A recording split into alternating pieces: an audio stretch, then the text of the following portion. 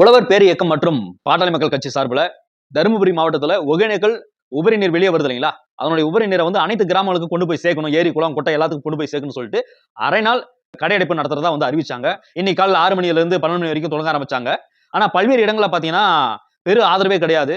பெரும் ஆதரவு ஏன் இல்லை அப்படின்னா, இவங்க போற இடத்துல நோட்டீஸ் கொடுக்குற இடத்துல எல்லாம் வந்து ரெக்வஸ்டா ஒரு சில பேர் கட்சியில இந்த கட்சியிலேயே நல்லவங்க இருப்பாங்க இல்லையா, பாமகவிலையும் பாஜகவிலையும் நல்லவங்க இருப்பாங்க, இவங்க ரெக்வஸ்டா அம்பல் ரெக்வஸ்டா வந்து சொல்றாங்க. இந்த மாதிரி ஒவ்வொரு பகுதியிலையும் வந்து கொண்டு போய் நீர் வந்து சேர்க்கறதுல வந்து நல்ல விஷயம், ஏரி குளம் குட்டையில சேர்த்தா விவசாயம் நல்லா பெருகுன்னு சொல்லி நல்ல ஒரு இதா வந்து சொல்றவங்களும் இருக்கிறாங்க. அவங்களுடைய கோரிக்கை ஏற்றும் சில பேர் வந்து கடையை அடைச்சாங்க, ஒன்றும் பிரச்சனை இல்லை அப்படின்னு சொல்றவங்களும் இருக்கிறாங்க. அங்க அரூர் பஸ் ஸ்டாண்ட் அங்கங்க டீ கடை பழக்கடை இதெல்லாம் திறந்திருக்கும் போது பார்த்துட்டு, என்னடா இது நாம வந்திருக்கிறோம் கடையை மூடாம இருக்கிறான், அது மட்டும் ஒருத்தன் ரோட்ல போட்டு வச்சுங்களா வக்காளி நீங்க பாரு விடுறதேல்றா பாரு அப்படின்னு சொல்லி ஒரு ஆள் வந்து போன் எடுக்கிறாப்ல.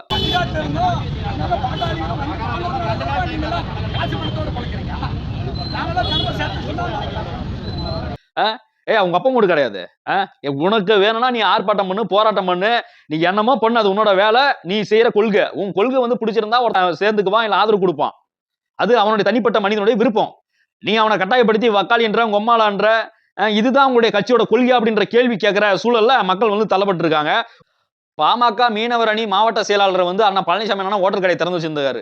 பாமக காரே வந்து பாத்தீங்கன்னா இதுக்கெல்லாம் எதிர்ப்பு தெரிவிக்கிற மாதிரி ஒரு சூழல் இருந்திருக்கு. ஏன்னா சில பேருக்கு பிடிக்கும், உங்க கட்சியிலே சில பேருக்கு பிடிக்காது. ஏன் காரணம் என்னன்னா, ஏற்கனவே தமிழக முதல்வர் மரியாதைக்குரிய மாண்புமிகு மு.க. ஸ்டாலின் அவர்கள் என்ன சொல்லியிருக்கிறாருன்னா, உங்க பகுதியில பெண்ணாகரம் பகுதியில் இருக்கிற நெருப்பூர்ன்ற ஒரு பகுதி இருக்கு இல்லையா, அங்கிருந்து ஒகேனக்கல் உபரிநீர் திட்டத்தை வந்து செயல்படுத்துறதுக்கான ஒரு ஆய்வை வந்து செய்ய போறோம். நெருப்பூர்ன்ற பகுதியில் இருந்து ஒகேனக்கல்ல இருந்து வெளியே வர உபரி நீரை வந்து அங்கிருந்து கொண்டு வந்து மற்ற பகுதிகளெல்லாம் கொண்டு வரதுக்கான திட்டத்தை வந்து செயல்படுத்த போறோம். அது மட்டும் இல்லாம இங்க ஆய்வு செய்யணும். ஏன்னா இங்க விவசாய பெருமக்களுடைய நிலங்களுக்கு எந்த ஒரு பாதிப்பு ஏற்படக்கூடாது. ஏன்னா பெரிய ராட்சத குழாயை வந்து பதிக்க போறாங்க. நீ வந்து உங்க நிலத்துல வந்து பெரிய ராட்சத குழாயை பதிக்க விட்டா நீ ஏத்துக்குவியா?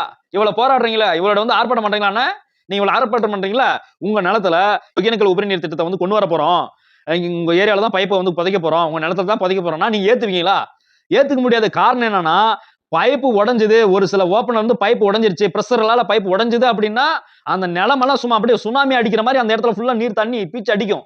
ஏன்னா இப்போ அங்கங்க ஒகேனக்கலுடைய தண்ணி பிரஷர்லயே பாத்தீங்கன்னா நிறைய இடத்துல பீச்சு அடிக்கும், தண்ணி ரோடு ஃபுல்லா தண்ணி நிறைஞ்சு கொட்டும். அந்த சூழல் வந்து சாதாரண கிட்டத்தட்ட ஒரு 25 பைப்லயே அந்த மாதிரி வர ஆரம்பிச்சிருச்சு. என்ன இப்படி இருக்க சூழல்ல ஒகேனக்கல் உபரி நீர் குடிநீர் திட்டத்தை பல்வேறு இடங்களுக்கு ஏரிகள் குளங்களுக்கு வந்து பாத்தீங்கன்னா கொண்டு போய் சேர்க்க போறோம். அப்போ எவ்வளவு பைப்புகளை வந்து எவ்வளவு பெரிய பைப்பை வந்து புதைக்க போறாங்க, இதை வந்து எந்த இடத்துல இருந்து ஆரம்பிக்க போறோம், இது எங்க எப்படி எல்லாம் கொண்டு போய் சேர்க்க போறோம், எந்த வழியை நம்ம பயன்படுத்தணும், முக்கியமான சாலை பகுதியா இல்ல விவசாய நிலமா அப்படின்ற ஒரு ஆய்வை வந்து செய்ய போறாங்க. இதையெல்லாம் தெரியாம நீ வந்து நான் சொன்னா நீ செய்யணும்டா அப்படின்னு சொல்லி கடையா இல்லைன்னா நொறுக்குவோம்டா அப்படின்னு சொல்லி வாட்ஸ்அப்ல ஒரு பீஸ் எல்லாம் போடுது. நாங்களாம் வந்து அமைதி வழியாக போறான்னா பைக்ல போறாங்க, அது ஒரு போட்டோ எடுத்துட்டு நான் அமைதி வழியில போறானோ எப்படி நான் அமைதி வழியில போறானீங்க, இப்போ ஒரு வீடியோ போடுறான் மாப்பிள, அந்த வீடியோ ரிலீஸ் பண்றான்.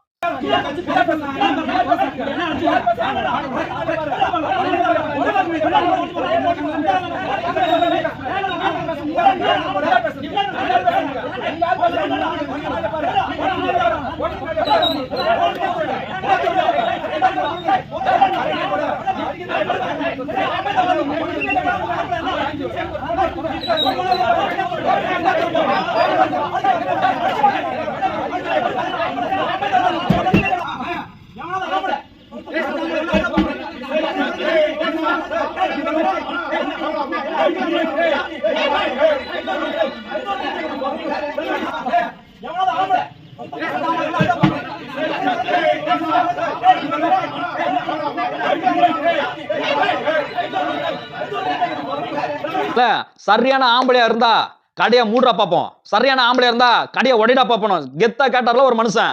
அவ்வளவு பேர் நின்னீங்களே, என்னத்தானே சொல்றது, யார் ஆம்பளைன்னு அங்க தெரியல, அந்த மாதிரி கேள்வி கேட்டாப்ல. என்னன்னா அதாவது அவர் கேட்ட கேள்விக்கு இந்த பதில் வந்து மீனிங் வந்து கொடுக்குது.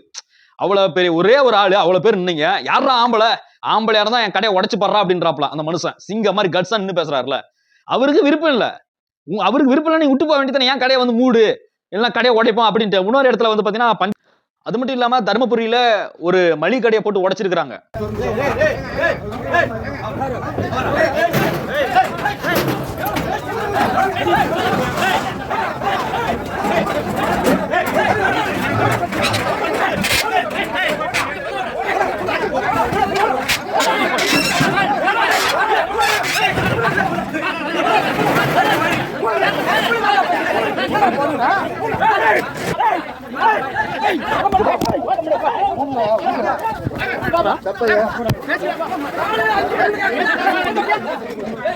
இந்த சட்டை இழுத்து மூடும் பொழுது திருப்பதி சாமி கீழே இருக்கும், அந்த புகைப்படம் இருக்கும், அந்த புகைப்படத்தை மேலே செருப்பை வச்சு மூடுறாங்க. இப்போ எல்லாம் இந்துக்களுக்கெல்லாம் இந்த சம்பவத்தை எல்லாம் பார்த்துட்டு இந்தியாவில் இருக்கிற இந்துக்களுக்கெல்லாம் நெஞ்சிலையும் சரி இதையும் வலிக்காது போல.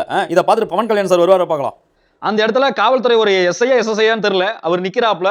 கூடுதலாக ஒரு சில காவலர்களை பாதுகாப்பாங்க வச்சிருந்தா நிச்சயமா அந்த கடை வந்து உடைபெற்றிருக்காது. அந்த உடைக்கிறதுக்கான முயற்சியில் அவ்வளவு பேர் வந்து வந்திருக்க மாட்டாங்க. யார் இதெல்லாம் இந்த மாதிரி அராஜகத்தில் யார் ஈடுபடுறாங்களோ அவங்க வந்து காவல்துறை அவங்க மீது கடுமையான நடவடிக்கை எடுக்கணும். நீங்க சொல்ற கோரிக்கை வந்து நியாயமானது. ஏற்கனவே பாருங்க, அந்த ஸ்டேட்மெண்ட் பாருங்க. ஏற்கனவே சிஎம் வந்து அறிக்கை விட்டாப்ல, விவசாயிகளுடைய பெருமக்களின் கோரிக்கை ஏற்று பல ஆண்டுகளாக கோரிக்கை வச்சிருக்காங்க. பல ஆண்டுகளாக நீங்களும் விவசாயிகள் தான், பல லட்ச விவசாய மக்கள் வந்து இந்த கோரிக்கை வச்சிருக்காங்க. இந்த கோரிக்கை ஏற்று தமிழக முதல்வர் ஏற்கனவே அறிக்கை வெளியிட்டிருக்காரு. அதை வந்து ரிமைண்ட் பண்றதுக்காக மறுபடியும் உங்களுக்கு ஒரு அறிக்கை விட்டுருக்காரு. இந்த கடையடைப்பு போராட்டத்தை வந்து நீ ஈடுபடாதீங்க. ஏற்கனவே இந்த செயல் திட்டத்துக்கான முயற்சி நடந்துகிட்டு இருக்கு, அங்க ஆய்வு நடந்துகிட்டு இருக்கு. அந்த சூழலை வந்து கூடிய விரைவில் உங்களுக்கு உருவாக்க போறோம். அதுக்கான நேரங்களும் ஒண்ணு இருக்கு இல்லையா? எடுத்த உடனே டக்குன்னு ஒரே சொருவா சொருகிட முடியுமா? பைப்பை எடுத்து போட்ட முடியுமா? கீழே கிரவுண்ட் ஃப்ளோர்ல போட்ட முடியுமா? இல்ல உங்க வீட்டு பகுதியில் தான் வரப்போகுது பைப்பு, உங்க வீட்டை இடிச்சுட்டு பைப்பை எடுத்து கீழே பதைக்க முடியுமா? அவ்வளவு விஷயம் ஆய்வு பண்ணும்ல, சாயில் டெஸ்ட் எடுக்கணும்ல. தரமா இருக்குதா, மண்ணு தரமா இருக்குதா, அந்த பைப்பை தாங்கக்கூடிய அளவுக்கு மண்ணு தரமா இருக்குமா? இல்ல சில இடத்துல பாத்தீங்கன்னா ரோடே உடஞ்சி பள்ளமா இருக்கு. சில இடங்கள்ல பாத்தீங்கன்னா சென்னையில கூட சரி நிறைய இடத்துல அந்த மாதிரி நடந்திருக்கு. நாளடைவுல பாத்தீங்கன்னா மழை காலங்கள்ல அது ஊறி கடைசியில வந்து வெடிப்போட ஆரம்பிச்சு பைப்பு ஒண்ணு வெடிக்க ஆரம்பிச்சிடும். ஏன்னா இல்ல ஏதோ ஒரு சூழ்நிலையில பைப்பே வெடிக்க ஆரம்பிச்சுன்னா, தண்ணி பீச் அடிச்சுன்னா அந்த இடத்துல வந்து சுனாமி வெள்ளம் மாதிரி, ஏற்கனவே சொன்ன மாதிரி சுனாமி வெள்ளம் மாதிரி மிகப்பெரிய ஒரு ஃபோர்ஸை கொடுக்கும். சோ அந்த சூழ்நிலையில அந்த ஆபத்தெல்லாம் இங்க ஏற்படக்கூடாதுன்றதுக்காக தான் ஆய்வுகளை வந்து செய்ய போறாங்க, ஆய்வு நடத்த போறாங்கன்னு சொல்லி மாண்புமிகு தமிழக முதல்வர் அறிக்கை வெளியிட்டு இருக்கிறாரு. இது ஏற்கனவே இந்த செயல் திட்டங்களை செய்ய போறாங்கன்னு சொல்லி பாட்டாளி மக்கள் கட்சி தலைவர் அண்ணன் அன்புமணி அவர்களுக்கு தெரிஞ்ச உடனே இந்த போராட்டத்தை எடுக்க ஆரம்பிச்சிட்டாப்ல. ஆஹா, இப்படி ஒரு சூழ்நிலை, இப்படி ஒரு திட்டம் செயல்படுத்த போறாங்களா? அப்ப நம்ம இப்படி ஒரு ஆர்ப்பாட்டத்தை, இந்த மாதிரி போராட்டத்தை நம்ம அறிவிச்சாதான் அடுத்த முறை நம்ம இந்த பாட்டாளி மக்கள் கட்சி பாமக கட்சி ஆர்ப்பாட்டத்தை பார்த்து, பாமக கட்சியுடைய போராட்டத்தை பார்த்துதான் திமுக வந்து பணிஞ்சு குனிஞ்சு இந்த திட்டத்தை வந்து செயல்படுத்திட்டாங்க அப்படின்னு சொல்லி ஒரு அறிக்கை வெளியிடறதுக்காக இந்த போராட்டமா என்னன்னு தெரியல. சோ இப்படிப்பட்ட சூழலெல்லாம் திமுக நிர்வாகிகள் இப்படி எல்லாம் குற்றச்சாட்டும் விமர்சனமும் வைக்கிறாங்க. பல்வேறு இடங்கள்ல கடைகள்ல போய் நீங்க அடிச்சு நொறுக்கிறதும் மிரட்டுறதும் அராஜகம் பண்ற சூழல் இருக்கும் பொழுது ஒவ்வொரு கடை உரிமையாளர்களும் திமுக காரங்கிட்ட உதவி கேட்கறாங்க. எங்களுக்கு உதவி பண்ணுங்க, இந்த மாதிரி பாமகங்களா வந்து மிரட்டுறாங்க, பாஜக வந்து மிரட்டுறாங்க, எங்களுக்கு உதவி பண்ண சொன்னதுனால அரூர் பகுதியிலிருந்து பாப்பிரெட்டிப்பட்டி பகுதியிலிருந்து பாருங்க, அரூர்ல வந்து நகர செயலாளர் அண்ணா முல்லை ரவியான வந்திருக்காப்ல, அந்த பக்கம் பாப்பிரெட்டிப்பட்டியில ஜெயச்சந்திரன் வந்திருக்காப்ல, களத்துல இறங்கி கடையெல்லாம் மூட சொல்லி நீங்க வற்புறுத்தாதீங்க. அது உங்களுக்கு வந்து அது கிடையாது உங்களுடைய போராட்டம். நீங்க நியாயமா போராடுங்க. விருப்பப்பட்டவன் மூட போறான், இல்லைன்னா அவன் திறந்து கிடக்க போறான். நீங்க வந்து இது பண்ண போறீங்க, அதுதான் உங்க போராட்டமான்னு கேக்குறாங்க.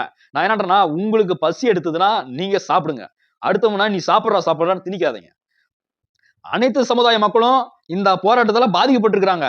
தருமபுரி மாவட்டத்துல இந்த கடையடைப்பு போராட்டம்ன்றது வெற்றி எல்லாம் கிடையாது, மிகப்பெரிய தோல்வி. சோ இப்படி சூழல்ல இருந்தாலுமே விவசாய மக்களுக்காக குரல் கொடுக்கிறவன் கண்டிப்பா முன்னாடி வந்து நிப்பான். நீங்களும் நிக்கிறீங்களா? அப்படி உங்களுக்கு ஆதரவு கொடுப்பான். அவன் தேவை எதுவோ கண்டிப்பா அதுக்காக வந்து நிப்பான், உங்களுக்கு ஆதரவு கொடுப்பான். ஏற்கனவே தமிழக முதல்வர் அறிவிச்சிட்டாரியா, நான் எதுக்கே வந்து கடை அடைக்கணும், கடையை மூடி போராட்டம் நடத்தணும், இந்த போராட்டத்துக்கு நான் வந்து ஒத்துழைக்க மாட்டேன்னு சொல்லி அவங்க நிக்கிறாங்க. அவங்கள போய் நீ மூடுறா ஓடுறா, நீ மூடுறா இல்லைன்னா உடைப்பண்டா அப்படின்னு சொல்லி சொன்னா அது பேர் போராட்டம் இல்ல, அராஜகம், மிரட்டுறது, ரவுடிசம்.